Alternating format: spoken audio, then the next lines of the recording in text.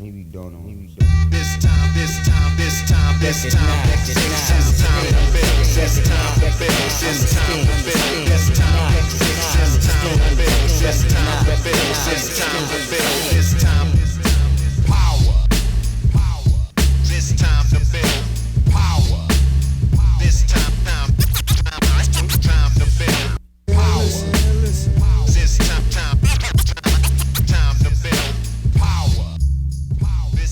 What's up, everybody? I'm your host, Chris Hampton. Welcome to the Power Company Podcast, brought to you by PowerCompanyClimbing.com. I'm in Lander, Wyoming, where we just got dumped on with snow, which actually is perfectly fine by me because I'm right in the midst of a quick training cycle prior to a climbing trip. So snow's not bothering me right now. I've got the gym, I've got my kettlebells, all good. One quick note before we jump into this thing today. If you happen to be preparing for a spring trip to the Red River Gorge or anywhere that happens to be that same type of big hold, long, pumpy routes, then we've got a program that is just about to start running. Start date will be January 17th. It is Red River Pump Prep with Drew Mack. It's a group training program that I helped Drew to write specifically for the Red. You'll be in a group chat with Drew, as well as direct messaging with Drew and 2 Zoom calls with the whole group, as well as Drew and I. And that's going to run for 8 weeks, starting January 17th. There's a link right there in your show notes, or you can go to powercompanyclimbing.com/pumpprep, all one word, and get registered. It's limited spots, so if you're interested, hurry over there.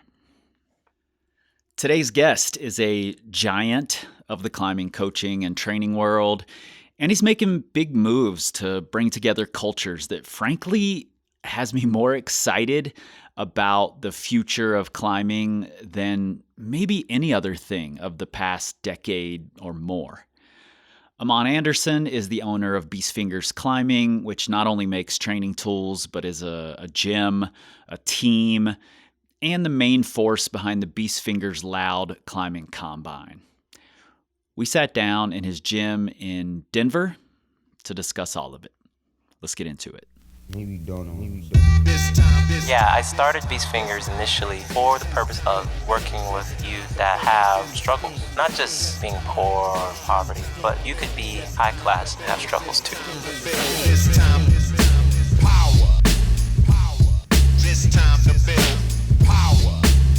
This time to build power. This time to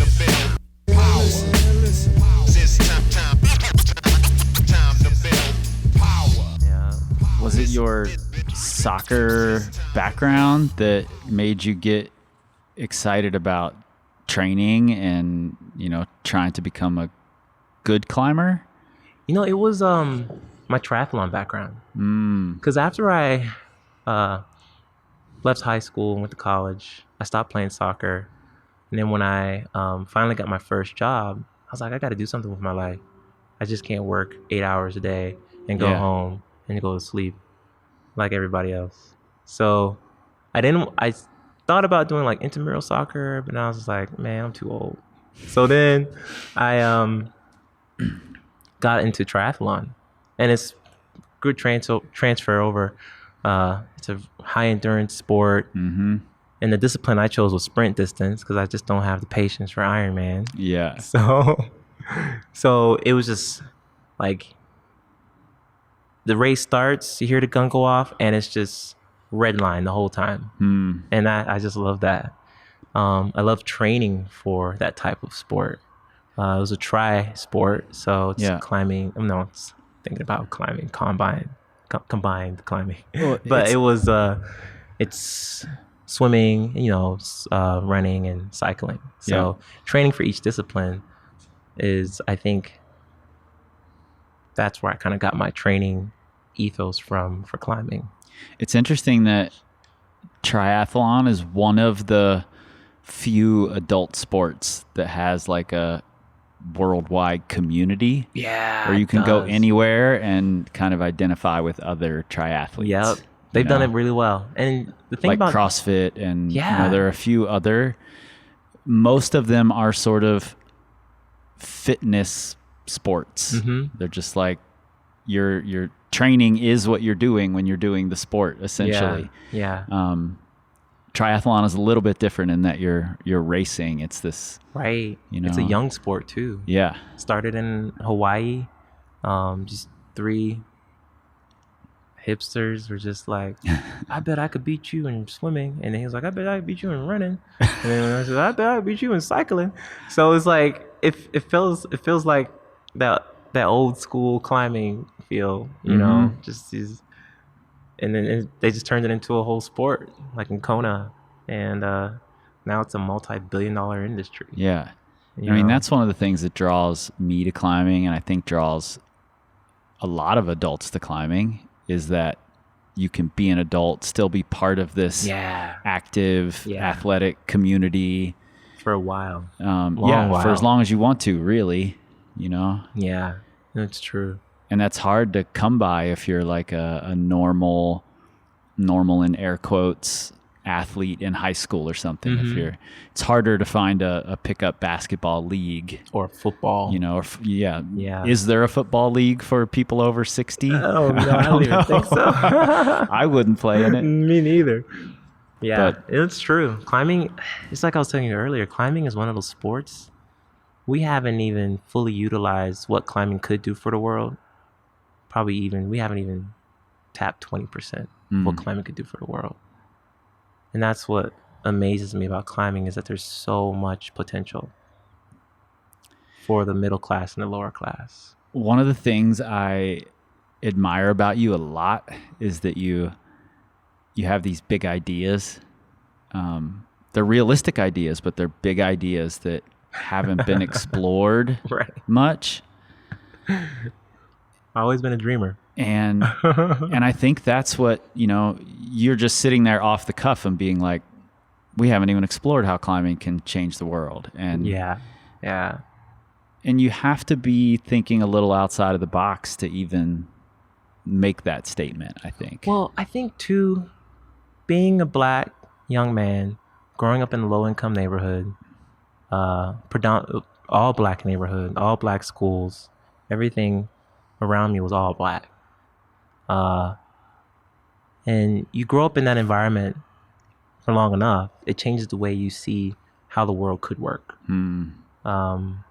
And I mean, that conversation has been studied by clinical therapists for years, is how black men see the world versus how white men sees the world. Right. And how they navigate different things, whether it's the justice system or career, school, the streets, dealing with, the issues of not having enough money to do what you want to do when you want to do it. And I mean, and that's not just a black struggle. That's anyone in that low class struggles with that. Right. Some aspects of that. Some aspects extend toward, yeah. Any poor person, any or poor lower person, class person. Yeah. All the poor people listen to Eminem. No matter what color you are. It's true. It's funny. Every time I follow this Instagram account, and of course this is some hood shit, but my mixtapes, they always post who's the GOAT, and they'll put like Eminem in the middle, and then they'll put Tupac, and then they'll put Biggie, Yeah. And then all the comments, because they'll just Why show is Eminem in the middle? Yeah, Eminem is like up top, and all the comments are like, "Yo, man, this is bullshit." This blah blah blah. Nobody in the hood listen to Eminem, and it's funny because some smart person will just be like, "Look, everybody, Eminem sold to everybody. His music reached the whole world." So it's hard to beat that man in sales. You know what's funny? I was on the way over here. I was listening to just a Kendrick playlist. Yeah. And the Big Sean song "Control" came on with the Kendrick verse that kind of made the whole rap game go crazy. Yeah. And in it, he kind of lists his top few rappers that he feels like he's in the class with now. Yeah. And one of them was Eminem. And I was like, oh, wow. Reaching everybody. Yeah. Yeah. It's true. And I mean, that's, in a nutshell, what climbing should become, honestly.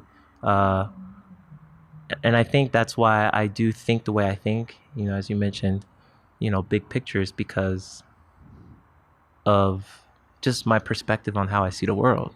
It's like, a lot of brands or, or marketers would be like, oh, climbing is a small industry compared to like football or soccer. I'm like, yeah, it's small because it only is marketed to a certain group of people. Right. Not necessarily white people, but to a higher class of people. Yeah. Median salary, like 60 and up or 80 and up. Yeah. So everyone that makes $60,000 and less is not rock climbing.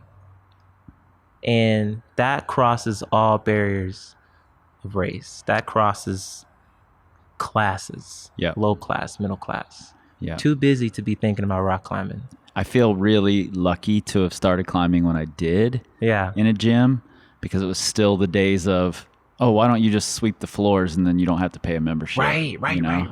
Or I never would have been a climber because Yeah. I couldn't afford to go to a gym now. Yeah. I mean, and that's the crazy thing is that the conversations on DEI as of recent are all talking about how to diversify the sport. Mm-hmm. And they're like, oh, we gotta, change our marketing or put more black people and more Latinos in the ads and things like that. That's not growing the sport. It's nice to see an ad and see someone that looks like me, but no one where I grew up is seeing that ad. Right. There have to be kids Right. in the sport to be able to see To the even ad see for it to that, have its right. benefit. Yeah. So it's like all their efforts to grow this sport through DEI are so, I mean, they're just, I don't even know what the word to use. Like, it just feels very ineffective. And there's better ways to do it. And I don't want to criticize people who are doing work out there. I mean, there's a lot of great groups. Yeah, it's that are got to like- be a multi-pronged approach Yeah, to some degree. it is, and there's groups out there that are taking kids to, the Crag and, a lot of these Gyms like Memphis Rocks. Yeah, Memphis Rocks, all that stuff is good and I think it helps, but we got to use the Eminem approach. Eminem came from the bottom. He came straight from the mud. And he knew exactly how people that grew up like him needed to be reached. Eminem didn't make music for white people. He made music for the streets. Right. But because he was white, that gave him bigger sales. Because now white people have a connection to the hip hop industry through someone who was a great rapper who was just making music for the streets. That was it. And I think the thing about Eminem, when we're talking about this topic of DEI, is that he didn't have to be a white man. It just had to be a man who's experienced all classes of the American life. Not just the American life, but anywhere in the world where there's a 3-class system, low, middle, high. He went through each stage, which allowed him to change not only his message, but also adapt to so many groups of people because he understood them. Yeah. I think the thing about the people that are in these DEI discussions is they don't know what it's like to grow up in the hood. Right. They don't know what it's like to come home and your mom is working 3-hour shifts with multiple jobs because no one will give her an 8-hour job. Yep. She's working night shift, day shift, mid shift, weekends. Who's going to take her kid rock climbing? You see what I'm saying? So it's just like, yeah, it doesn't work to just have a program at your gym where somebody can show up and pay what they can or whatever, or have a scholarship of some sort, because somebody's still got to drive that. Someone's got to drive that kid there. Yeah. And those parents are working. So, and then they don't quite can't understand it too. Right. They think it's dangerous. So it takes a lot. Like I have black kids on my team and I have to talk with the parents about what rock climbing is. Because they're like, this is dangerous. You get killed. I just have to break it down, like the safety and the crash pads and how it works and how the gym works, so that they can just allow their kid to even do this. Yeah, You one of know? my friends from high school, I took him climbing several times after I started climbing. We worked at a pizza place together after high school, Yeah. and we were talking about the danger of climbing, and he's like, I grew up in enough danger. I don't need to Right. subject myself to Exactly. it artificially. Exactly. You Yeah. know? It's And I'm true. like, okay, that Yeah. makes sense, you Yeah. know? I mean, yeah, growing up in those type of environments, every day is danger. Mm-hmm. Walking down the street, man, I mean, even in my little town in West Orange County, pit bulls roam the street. Mm-hmm. And then you go to DC or Boulder, and every family has a pit bull. And I'm just like, what? I remember when I first moved to DC and I saw this lady walking around with a pit bull. It's a white lady. And I just looked at her and I looked at the dog. And I had never experienced anything like that before. Because, I mean, when you grow up in an all black neighborhood, that's all you know. Right. You know what pit bulls do in the hood. Yeah. You know what they're used for. So you go to DC and it's all gentrified. Hey, she's like walking around with a pit bull. And I look at her and I'm just like, there's no way Yep. I'm petting your dog. I know. But I think, and I'm sure, all the dog people, if they're listening to this, I have nothing bad to say about pit bulls, but it's just where I grew up. Where I grew up, pit bulls are scary and dangerous. Yeah, and that's how they were trained and raised. Yeah. Yeah. You know, there were dog fights in my neighborhood, Yep. and I have a very distinct memory of my mom having a yard sale when I was 13 or something, Yeah. 14. Yeah. And the neighbor's pit bull got over into the yard Oh, sale my and cornered goodness. this little girl. Yeah. And was growling at her, and I, not trying to offend any animal lovers here, but Right. I picked up a folding chair and hit the pit bull with it because it was going to destroy this little girl. Oh. My mom It's what it was bred to do. My mom was attacked by a pit bull.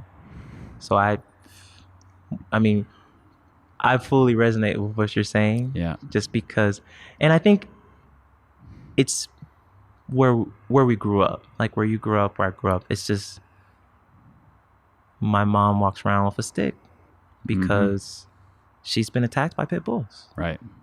And no other dog, no Chihuahuas or Rottweilers. I mean, none of those dogs would have been an issue. Right. So that was just my issue. So you're looking to live your life in a more comfortable way instead of just subjecting yourself to more and more danger Exactly. outside of the Yeah. neighborhood. Yeah. I you mean, know? so that you talk about rock climbing. Oh, yeah. Rock climbing is not as dangerous as being in a room full of, well, hood pit bulls. Yeah. Yeah. Do you feel like, and I assume you do, but let's talk about how that the Beast Fingers team and this gym is a step in the direction that you think things should go. I saw Yeah. that your kids nicknamed it Bifty, right? 50. Yeah. Right, 50. Yeah. Beast Fingers Training Institute. Yeah, I started Beast Fingers initially for the purpose and goal of working with youth that have struggles, not just, struggles with being poor and poverty, but you could be high class and have struggles too. Anxiety, depression, all those things plague every human on earth. I think the thing about Beast Fingers is, and I think this is something besides me, and I've had to come to grips with this as well, is that the Beast Fingers brand affects people in ways that I don't even know how. In research, in climbing, with our climbing team, and some people say it's me and my style. I don't know, maybe it could be, but I think separate from me, I think Beast Fingers does something to people. It pushes them to overcome their fears outside of just climbing. Just based on what I hear from parents that talk to me about their kid, they're experiencing greater confidence or,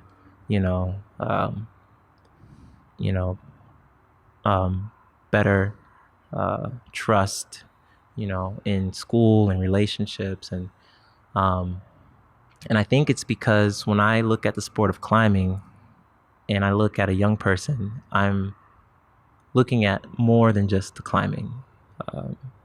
Because once you solve all the issues that are going on in the kid's life, then they can focus on climbing. Some kids have walked into this space thinking about stress in their lives and their parents' lives, and it messes with their climbing. And of course, research has shown that climbing helps with depression and all these things. But at the end of the day, you also need someone that's going to be tactical with you and helping you process emotions and pains and depressive thoughts or whatever it is. And then you can get into the climbing and then help them unlock their full potential. Yeah. And you when I got here, you had a couple of parents and a few kids in here, and you made a comment about, we're doing these, biofeedback exercises, and then, sometimes I have to remind them when they get on the wall, they have to breathe like they did in this exercise. Yes. And having somebody to help draw those connections between, this is your real life issue that you're struggling with, this is your climbing issue that you're struggling with. Yeah. We can overcome these things in similar ways. Right. Right. That's really important to have. Yeah. Yeah. Climbing is a great vehicle to help people improve their quality of life, along with people who care about you too, people who love you. When you put the two together, I think that's where you get Bifty. That's what Bifty is. You put two together, yeah. Because what I realize is that a strong kid is only going to be strong when they're mentally prepared to allow themselves to be strong. Because I've seen so many athletes come through this gym who have strength and mentally won't allow their bodies to do what it can do.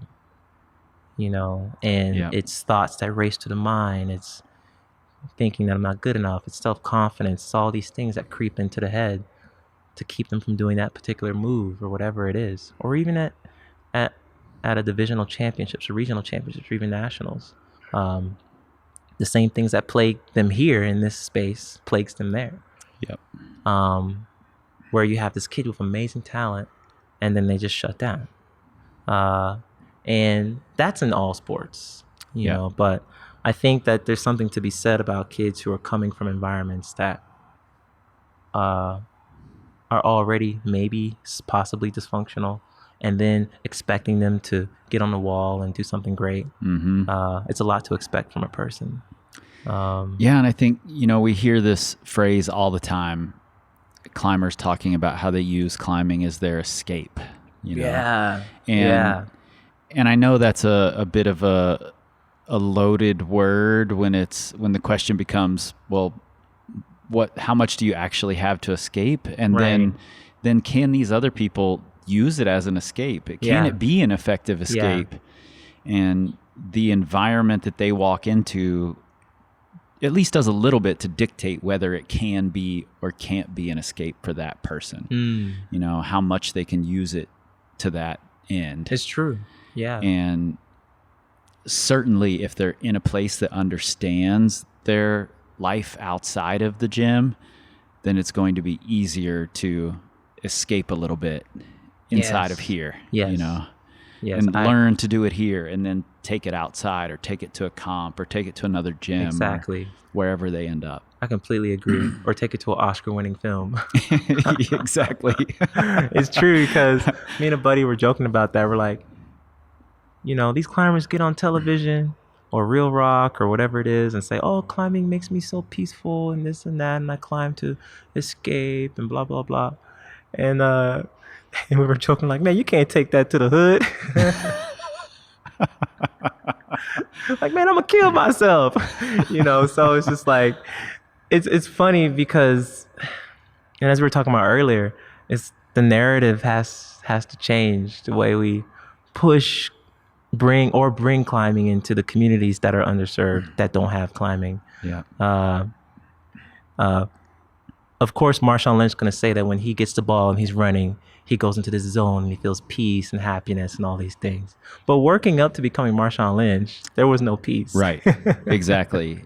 Every time he ran, it wasn't because of peace. Right. He didn't find peace in running every single time in his life, you know? Yeah. And it's like getting them to that point where they can climb and start to feel those feelings. Yeah. They're not there yet. You know, when they're first starting out, they're anxious, they're popping flappers, it's painful, the shoes hurt, they're scared, they're 2 feet off the ground. You know, all these things are going through their head. There's no way this kid's going to feel the way that person's feeling on TV right now. Right. And I've talked to a lot of adults who have a similar situation. They don't feel like they're in a group of all white people at a gym. They really enjoy climbing, but now they're in this place that's all white and they don't feel super comfortable or they don't feel like they can be themselves. And, you know, it's true. It's a place that then creates anxiety instead of I've had people helping tell to me relieve that, it. and I've experienced it myself. I'll walk into a gym. I won't say any names, but I'll walk into a gym and I just feeling anxious. Yeah. I don't feel it now. I think it's been a while since I felt that, but I remember when I first started climbing in DC at Earth Treks Rockville. Mm-hmm. I never felt that. That gym had something special. This was before they built Golden and Inglewood and all these other gyms. Yeah. But there was something special about the Rockville community in DC. And I think it's because DC has such a wide socioeconomic variety of people from all races, colors, and financial security. Mm-hmm. There's financial instability in DC, and these people are going to Rockville. They're scrubbing up cash and getting into that space. Yeah. And that's part of why you're here today. Yeah, because of Earth If you had Treks walked into a Rockville. gym that wasn't super welcoming, would you have continued doing it? No, not at all. You know? And the thing about Rockville is it's so close to everyone that the faces that you see inside that gym were from every country on the planet. Yeah. And that resonated with me. You know, I come out here to Colorado and it's not the same, you know. Yeah. And you know, I have nothing to say about Earth Treks El Cap, what, you know, the new model that they have now. But I will say that that experience from that gym is what made Beast Fingers climbing. Because when I got first exposed to climbing, I didn't realize that there were like mega gyms. Yeah. Like I climbed in this little YMCA with anchors hanging in the ceiling. Mm-hmm. And I'm like, this is cool. You know what I mean? And then I go to DC and I step foot in Rockville and I felt like I was in Disney World. I was like, what is this place? This is so cool. So I had to get my buddies. I went back to, got some buddies, brought them in, and some of my homies, and they were just like, man, this is cool, dog. You know, it was like, man, I'm climbing the wall. You know, this is like something special, you know what I'm saying? But because I was showing them, you know, right, and I resonate with the experiences of the Black struggle, and you know, it wasn't like, you know, because in the Black community, there are Black people who have never experienced what it's like to be low class or middle class. You have some that just experience high class, and that exists, sure, especially in Maryland. Maryland is one of the highest paid African Americans in the country. So you will have people in DC, in Maryland, who are Black, who will try and connect with, or try not to get connected to people from some of the bad parts of DC. Sure. So I felt like I was able to kind of bridge the gap for a lot of, because, you know, coming to DC from Florida, you know, yeah, I had this great job that paid me really well, but I also can talk and I can, you know, speak my my African American vernacular with my peoples. And be like, yo, bro, we got a rock climb. You got to check this thing out. Word? All right, bet. Let's do it. You know what I mean? So it was a different experience. And it's kind of like something I remember Gucci Mane saying. I remember he was in an interview, and the radio interviewer asked Gucci Mane, says, Gucci Mane, did you listen to Eminem growing up? and he was like, Eminem don't sound like me, so I don't listen to Eminem. Mm-hmm. And it's not that Gucci was saying anything bad about Eminem. Right. It's just that, Not speaking my language. yeah, and Eminem knew that language, but Gucci Mane speak that Southern drawl. Yeah. Yep. You know what I mean? Mm-hmm. So he resonated with the folk who spoke Southern drawl, and that Southern, deep, Yeah, and I think that's part of where representation is helpful if there are people to see the representation. Yeah. No, it's true. Like Gucci Mane is listening for Scarface or somebody else who speaks in a heavy Southern drawl, right? Who's a rapper, right? They're going to look up to that person, exactly, because they can see themselves in them. It's true. I'd also like to point out that that's surely the first time Gucci Mane has ever been quoted on this podcast. So I just want to point that out. Burr. Yeah, and I just think it's important to have all those layers in place. Yeah. To some degree. No, it's true. Yeah. I mean, even in my space, I had one kid, he'll walk up to Alexa and be like, make sure Alexa doesn't hear you. Make sure Alexa doesn't hear me. Alexa, play Lil Baby. That's when I have to walk over to Alexa and be like, Alexa, explicit filter on. But that's what he wants to listen to. This kid's like 9 years old. Mm-hmm. You know what I'm saying? Yeah. So I'm not going to play, Daft Punk or R.L. Grime. I mean, I like those guys. It's house, it's good music. But this kid wants to listen to Lil Baby, so let's just play some Lil Baby. Yeah. Yeah. No. And then I know that kid's something different if he put on Young Dolph. Like, okay, I need to talk to your parents. We need you should to have not know Young conference. Dolph. But yeah, it helps. Like I was telling you, when I first opened this space, the first thing I installed was speakers and 2 subs.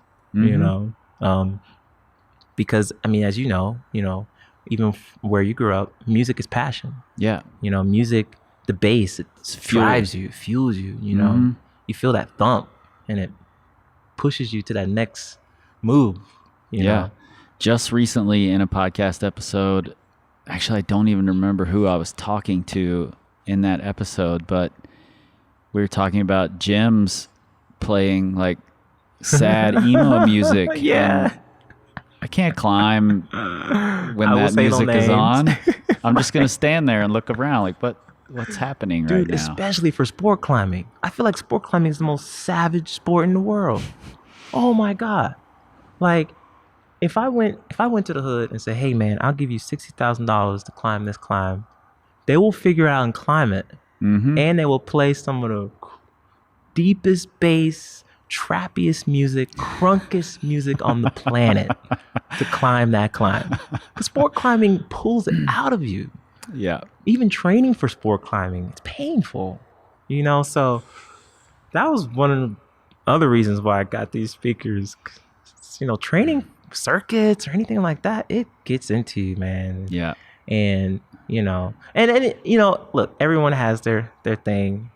I got a member who will walk in here and be like, hey Alexa, play Metallica, and turn it all the way up. So hey, if that gets you to do 10 more moves, play Metallica. Yeah. I just last night in my hotel room, I was reading a book called Hip Hop and Other Things by Shea Serrano. He's a Texas author. Yeah. And there's a chapter that's a list of 60 songs that you should start a fight to. Oh my God. And I have to make a playlist now to play in the gym of these 60 songs. Yeah. And of course the winner is MOP, Annie Up. It has to be 3 6 Mafia. Yeah, there's a bunch of 3 6 Mafia in there. There's a lot of crunk in there. A lot of crunk. Lil Jon. Lil Jon has started lots of bus fights. Yeah. So last year, summer last year? Is that right? When you did or was it this year? This year. It was winter this year. Yeah, the fall combine. When you did the first Beast Fingers combine. Yes. And there's some changes coming to it, but let's talk about first the original idea for the Combine and how that came about, because you've got this team, these kids that you're mentoring, you're helping to build their love of climbing and their resiliency as humans. Yeah. Where does the Combine fit into that? The Combine, man, I grew up watching NFL Combine. I loved that before the season starts for the NFL. Even the basketball Combine's a little newer, but it's just cool seeing some of the greatest athletes in the world, the top 1%, giving everything they got to get drafted or be top pick or be number 1 pick. And it's just cool. Like, everyone remembers DK Metcalf running a 40-yard. Yeah. He didn't win. Well, hopefully he's not listening to this. He hasn't won a Super Bowl yet. But we will never forget that. Even if he retires, we'll never forget a 6'4" man running a 40-yard dash that fast. And I just think that from a viewer perspective, it's so exciting to watch. Like I was telling you with the people that were here, there was one guy who just came from the gun range, walks right into the Combine, and was just in awe of everything that was going on. And the Combine made climbing relatable. Because when you watch the Olympics, you see it, like we have it up right now. I think that's the IFSC World Cup. You watch it, and they make it look so easy. Right. That you can't tell You can't tell at all how hard that is. Even climbers. Even a lot of climbers who've only been climbing for a couple of years don't have a sense of how difficult a lot of those moves We're are. just talking about this, like what Juliet went through. Right. Posting a V10 and walking all up it. Yeah. And people saying that don't look like V10. Right. The girl has climbed multiple V10s, double digits outside. She's making it look easy because she has a track record. Yeah. But the average person doesn't know how hard that looks. Yeah. I mean, she just looks casual, face completely chill. I mean, even when you watch Natalia climb, she smiles the whole time. Right. But it's really hard. I mean, the World Cup in Salt Lake, there was the men's problem that Sean Bailey eventually does the final move on. First person to stick it. Yeah. Tamoa comes out, flashes the boulder. Yeah. It looked really easy when Tamoa did it. If that's the only footage you saw posted on Instagram. Oh, you would think it was like V0. Yeah, that was easy. I could do that, Dino. No problem. Well, and I think that's what the Combine does. It separates the elite from the amateur. Right. And you can see that separation before they start climbing. Because, like you just said, when Tamoa flashed that boulder, we could all say, but the other guys made it look hard. Tamoa made it look easy, so maybe he's just the strongest. But if that's all you saw, you would never know. Right. But it's one thing to watch the Combine, see Drew Wanna do a 29-second front lever and 8 one-arm pull-ups and no one else. You know the man's going to win. Mm-hmm. You know what I mean? So we can all see, obviously, that you have to be strong to climb these boulders. Yeah. And it's just what it really comes down to. And I feel like the Combine just makes that more relatable. Because everyone knows about the bench press. Everyone knows about a pull-up. And then when you do 8 one-arm pull-ups, that's next level. Okay? Yeah. And then you do a 29-second front lever. That's even the greater next level. Yeah. So you don't have to explain an 8 one-arm pull-up to someone who doesn't know anything about climbing. Right. But you have to that's why it's so explain. relatable. They can walk over to a bar and they can try that. They could try it. Yeah. You know? Yeah. But they could see that and just be like, no, I can't do that. I can't even do a pull-up. Yeah. But I could watch, and it's funny because this is like some of the biggest complaints that women have with climbing is that they'll walk up like a V10 or V11 and this big honcho dude's like, oh, I could do that. That looks easy. She made it look easy. He walks up to it, can't do the first move. Yeah. Yeah. Just because this girl just flew up the thing. Mm-hmm. So it's, people, even climbers don't understand how hard climbing is. Yeah, definitely. I hadn't thought about the Combine as something relatable in the sense that everybody can try all the things these people are doing. Yeah. They can try it quite and they can do some of easily. it. You know, there's not a Yeah. whole lot of technique needed. Mm-hmm. They can try to hang from a bar one-armed and do a pull-up. Exactly. You know, Or And even just do a pull up. yeah, and they can understand how difficult what that person just did was. Exactly. Whereas climbing, even if you're in the same space, even if you get to try to pull on the wall, there's all this, you know, well, this person's been doing it a long time and they've got these special shoes. And, Yeah, you know, it's true. And it's funny that you mentioned that because Natalia, I remember she mentioned that she had never done any strength training and she got second in the strength evaluation. So it's just amazing that you can have an athlete who's had a successful world career, hasn't had much experience with strength training, and still dominate the strength evaluation. She can express her strength in these Yeah, ways. she can express her strength in these ways. And that's what the climbing combine does. It connects the unknown to the known to make it more palatable and relatable. Yeah. The changes that are coming, you just posted on Instagram today. Yeah. Yes. Changing the branding and the name to Beast Fingers Loud. Beast Fingers Loud.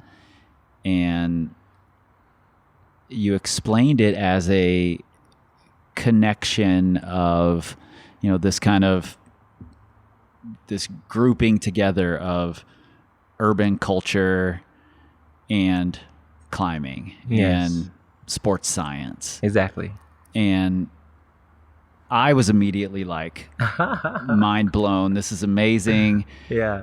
But how many other people are going to get it? That was my like second thought. And then I thought maybe it doesn't matter how many people get it going in. They're going to come in for one of those things. Yeah. And then they're going to start to get the others. When you mean get it, do you mean the competitors or the spectators?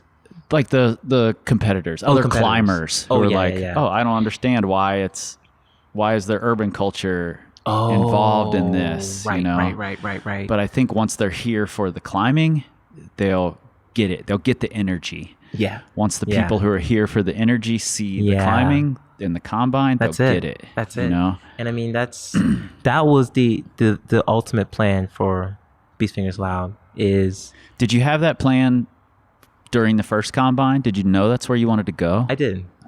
I just See didn't. big pictures. I'm telling you. Yeah, it's just that, you know, I've made a lot of mistakes in business. And I think that one of the biggest mistakes that I've always made was talking too big about an event before I proved the concept. So that's why it's like, nah, let me hold back. But after the event, I was like, man, this is it, man. This is it. People can get behind this. Just from the people that were walking by, just walking in. And they were just like, this is cool. You know? And the music, it just pulled them because they know that song. It's almost like if I were to paint a picture of Gucci Mane on the front of my garage door gate, they're going to be like, I'm going to that gym just because Gucci Mane's on the front door. I love it. So it's how do we make this appealing to our people? And when I mean our people, I am talking about Black people. Sure. But I have to say that I can't leave out everyone else who experiences the low middle class. They also relate to. They walk in to the gym and they feel uncomfortable as well. And they're white. Yeah. They wore the same thing they wore yesterday. They don't have all the fashion and the Lululemon and the Patagonia. They got their used shoes from the thrift store and they're trying to climb V1. They feel uncomfortable.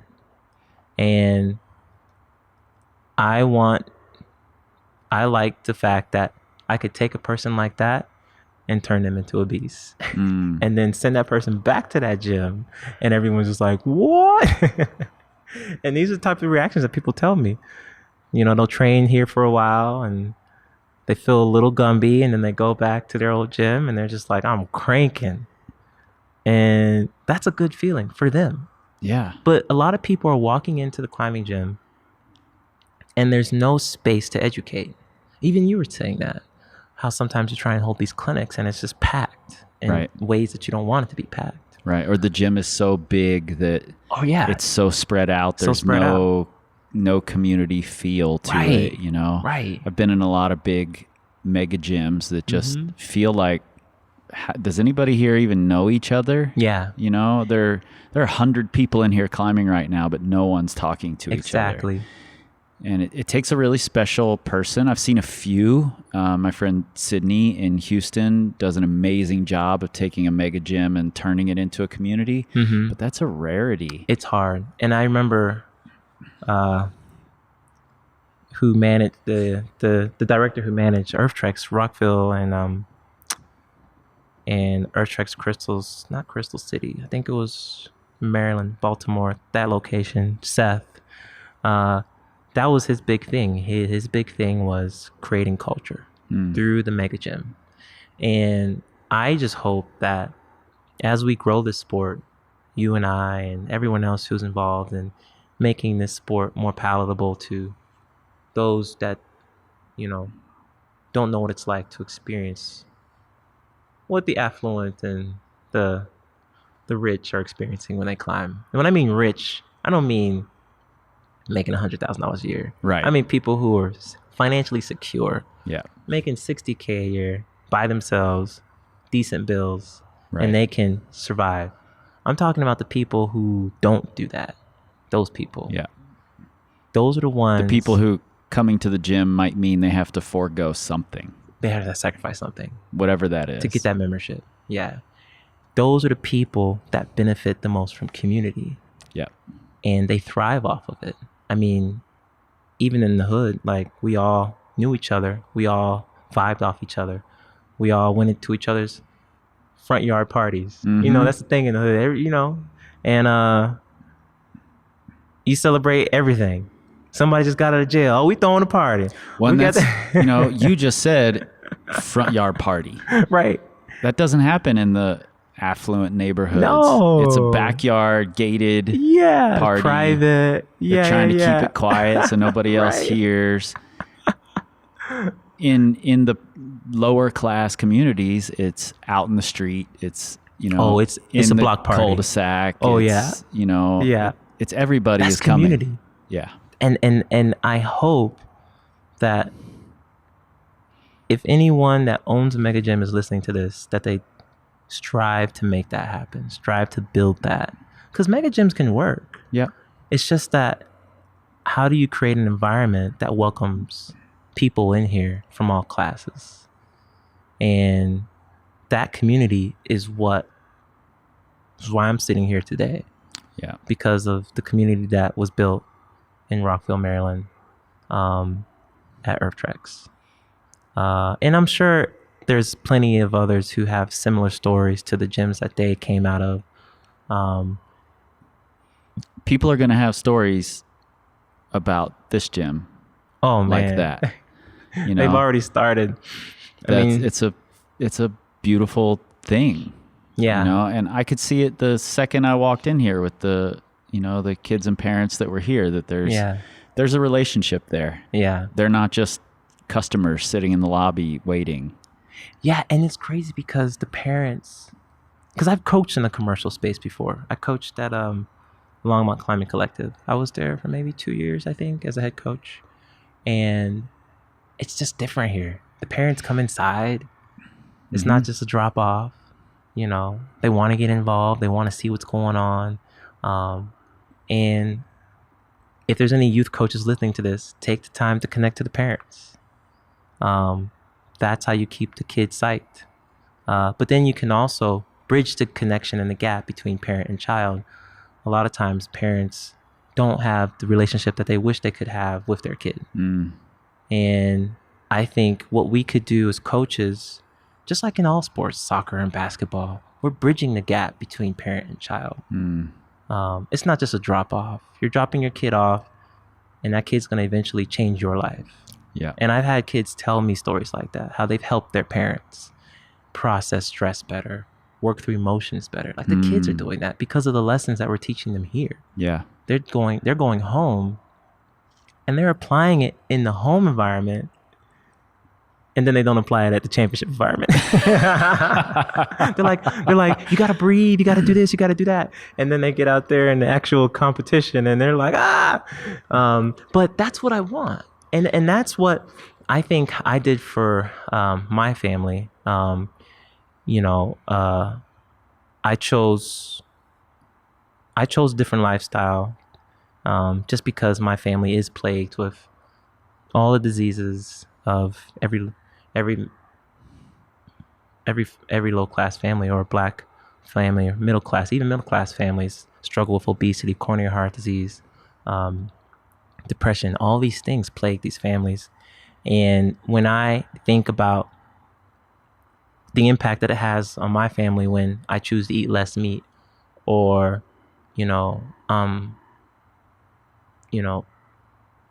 exercising or doing things like that, it has impact on my family. Yeah. And that's something that I want to do. I want them to feel like they can too, Yeah, and it occurs to me that like not only are you modeling it for all of these kids, but when you're giving them the tools to go home and help their family do something, even if it's just saying the right thing to help mom process some stressful day. Yeah.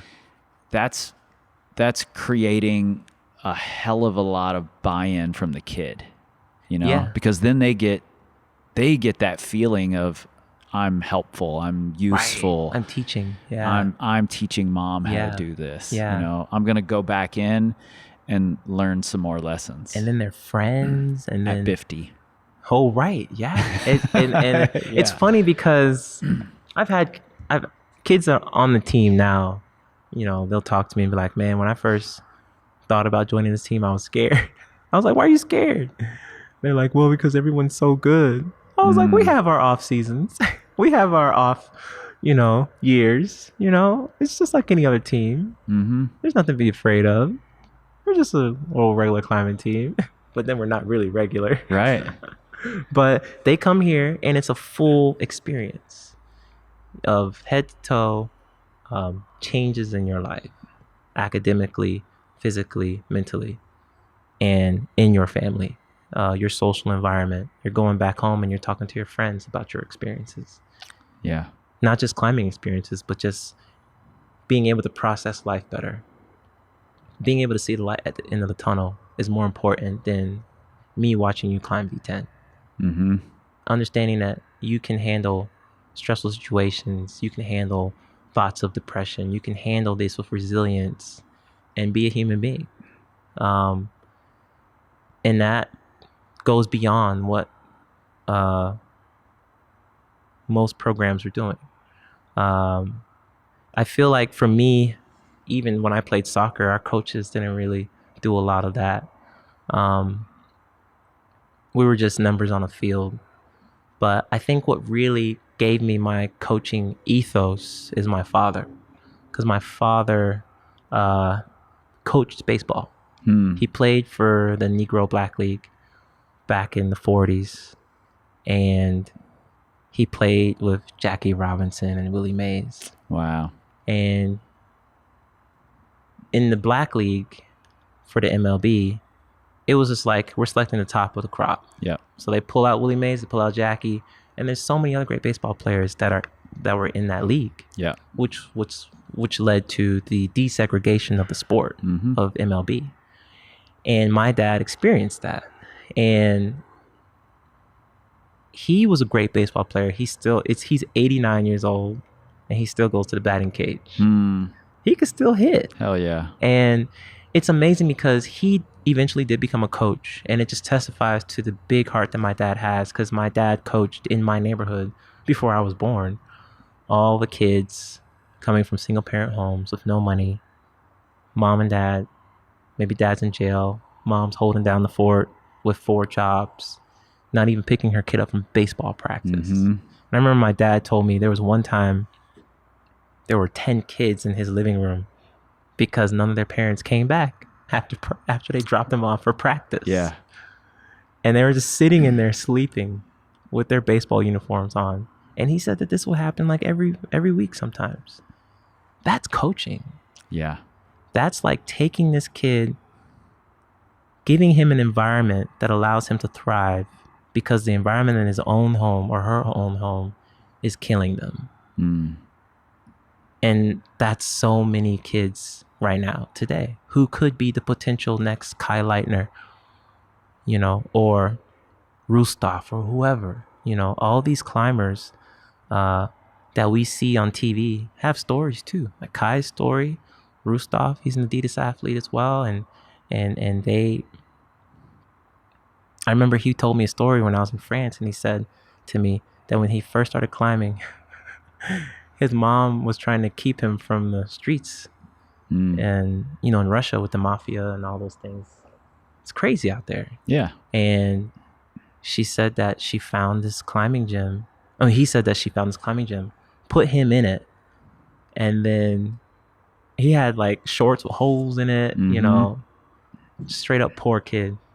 And I remember him telling me how he got so good at rock climbing, not because he wanted to be a great climber only, but because he wanted to take his family out of the slums. And he got with Red Bull, got sponsors, started winning competitions, got set up with Adidas, and he was able to have enough money to move his mom out of the slums and raise a family and have a kid. Yeah. That's what climbing is going to look like for the remaining 60% of climbers out there that are not climbing yet, or even not even seen climbing yet. They're all poor or middle class. Yeah. That's the future Team USA right there. And I've always believed that Team USA is always composed of the greatest of the world. The top 1% of the world are at the Olympic Games. And I don't think that we've fully tapped into what this earth has to offer for rock climbing. If we want to create, I mean, right now we have a strong Team USA, you know, very good variety of athletes, short, tall, you know, and there's a little bit of diversity. We got Kai. We had Megan Martin on there for a little bit, and she crushed in her time when she was competing. And, you know, now the discussions are starting of how do we use the training from DEI to create a Team USA that represents America. And that's what I think that's the next step for climbing. Yeah. Because when you look at all the other Team USAs, they represent the full spectrum of America. Yeah, you and I were just talking earlier that it wasn't that long ago that basketball was all white, really stiff, no dunking, all layups. Yeah. I don't even think they bounced the ball. Yeah, I don't know. I think you carried it. It was just a leather ball or something. Yeah. And that wasn't that long ago. No, it was not. Yeah. You know, and you look at it today, it's dynamic. A generation or two ago. Yeah. And today it's dynamic. It's fast. It's powerful. These guys are 6'4", 240 pounds in your face. I mean, it's thuggish out there. Yeah. And then you see Team USA. The most successful Team USA in the country and in the world is USA women's basketball and USA men's basketball. Won more gold medals than any other Team USA sport. Yeah. And I remember when Michael Jordan and the Dream Team went, back in the day when they went to the Olympics, and they were in complete awe because they had never left the country. Some of them had grown up so poor that the NBA created opportunities for them to see the world. Right. They're Olympians, like Carmelo Anthony, LeBron James, Allen Iverson. They're Olympians. But when you see Carmelo or Allen Iverson walking through if you see him walking through the airport, you're not going to expect that man to be an Olympian. Right. He's got the do-rag. He's got the full urban swag. He's got the Air Force Ones. He's fully tricked out. Sauce from head to toe. Looks like a rapper. That man's an Olympian. I think he's a gold medalist because he was on Michael Jordan's team too. So the future of the sport for climbing, we haven't even tapped that yet. Yeah. It's got a lot of room to grow. Oh man, so much. And So much room. Barely even beginning. Yeah, what was there, like the last poll that they did, there's 9 million climbers in America. 24 million basketball players, even more for soccer. Yeah. Oh, we're like not even breaking 10%. I'm glad to see this thing coming into fruition at the same time as the beginning of climbing going through some big changes. Yeah. I don't think that's an accident, No. and I'm excited for it. Are there dates or anything yet for The combine? the first Loud Combine? So we're still thinking through when to do it Okay. because we have a lot of logistics that we're thinking You already through. said that you have a bad habit of Dreaming too big. talking about the event before it happens, so I'm not going to make you keep talking about it. I But hate to say too much, and then we get there, and it's just as like, details come out, I'll be putting them out yeah. for people. Man, I appreciate that. And I think when you put that post out, the last combine, it definitely got people's psyched. good. So And I appreciate that greatly. if I can make it here, I will absolutely be here for it. Man, that would be Even awesome. though you don't have a master's category, Nah. an old person category, the Masters category. I'll be here to watch. Man, I So, appreciate that, Chris. Really Yeah. do. It's big honor coming from you for sure. Thank you for what Yeah. you're doing. You're welcome, and thank you for what you're doing. Yeah. I appreciate it. The best coaches understand more than just what muscle is the prime mover in some specific lift. They understand sports science, behavior, habits, motivation, and maybe most important, they understand struggle. Aman understands all of these things and more. And he thinks big. Personally, I'm a fan. One of my favorite things about having conversations with Aman, and I've seen him do this with other people, is that he'll say something he means, but he'll say it in a way that's put out there specifically to get a reaction from you. And you can tell it from the smile on his face, and I fucking love it. He did it to me a number of times in this conversation, and I'm looking forward to the next time. Since we had this conversation, there has been a date pinned down for the next BFL Climbing Combine. That's going to be April 9th, 2022 in Denver, Colorado. If you think you've got what it takes, or if you just want to be part of something groundbreaking, you can register right there at the links in the show notes in your pocket supercomputers. Or if you're a brand who wants to support the event or be a vendor, that link is right there in your show notes as well. Also in your show notes, I've linked to a video telling a little bit of Aman's story and the building of the Beast Fingers gym. You should definitely check that video out. And if you happen to be headed to the Red, don't forget, Red River Pump Prep opens January 17th. Get in there now. There are only a handful of spots left. Get yours. All right. Follow those links so that you can follow Aman and Beast Fingers, as well as the BFL Combine on the Instagrams. You can find us there as well. Also on the Facebooks, the Pinterest, the YouTubes, all the damn places, except for the Twitter, because we don't tweet. We scream like eagles. Maybe don't know. This time, this time, this time, this time, this time, this time, this time, this time, this time, this time, this time, this time, this time, this time,